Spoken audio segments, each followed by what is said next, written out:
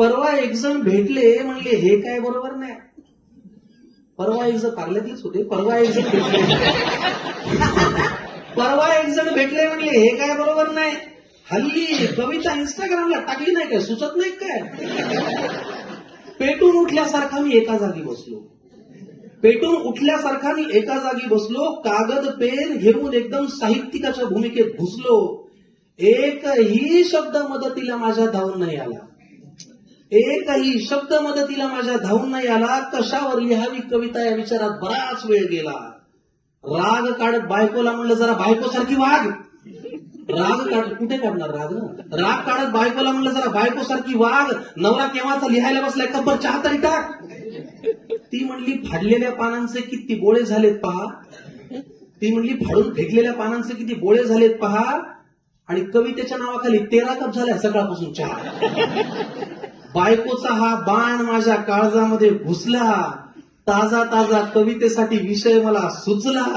म्हणलं आता काय लिहितो ते फक्त तुम्ही पहा. कवितेचा विषय आहे सगळ्यांच्या आवडीचा. बघा, चढायचा असेल पर्वत तर माणूस कमरेतून वाकावा लागतो. चहावरती कविता आहे. चढायचा असेल पर्वत तर माणूस कमरेतून वाकावा लागतो. आणि हवा असेल चहा तर आधी तो आपल्याला टाकावा लागतो. शाबास. चहा पिणाऱ्यांपेक्षा हल्ली विकणारेच वाढले. उद्योग नसल्यासारखे त्या चहाचे शेकडो प्रकार काढले. आल्याचा, गुळाचा, साखरेचा, गवताचा, पंढरपूरचा, येवल्याचा, टपरीचा, चुलीवरचा, बार्बिक्यू, बासुंदी, डिप, इराणी, मटका, काळा, कम दूध, जादा पाणी. बरं, क्रिकेट या खेळाशी सुद्धा चहाचा संबंध दिसतो. तिथेही कॉफी नाही बरं, तर टी टाइम असतो. राजकारणातही चहा करतो मनोमिलनाचं काम. जे प्यायला विरोधकही येतात ती असतं चहापान. बरं, चहा पिणाऱ्यांची लागे तंद्री तो पावे अंतर्धान. आणि मन लावून चहा विकणारा होतो पंतप्रधान.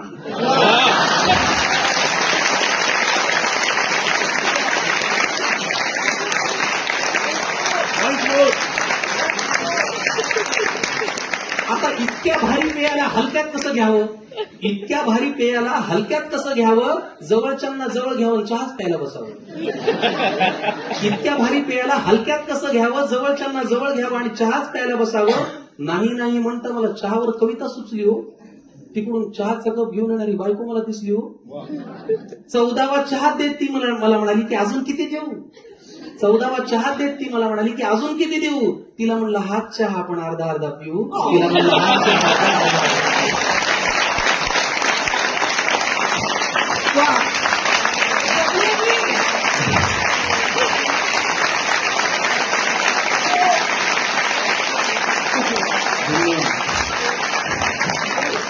शाबास, वा. आज पहिल्यांदा ऐकवली बघा. तुम्हाला सांगतो, आपली लिहिलेली कलाकृती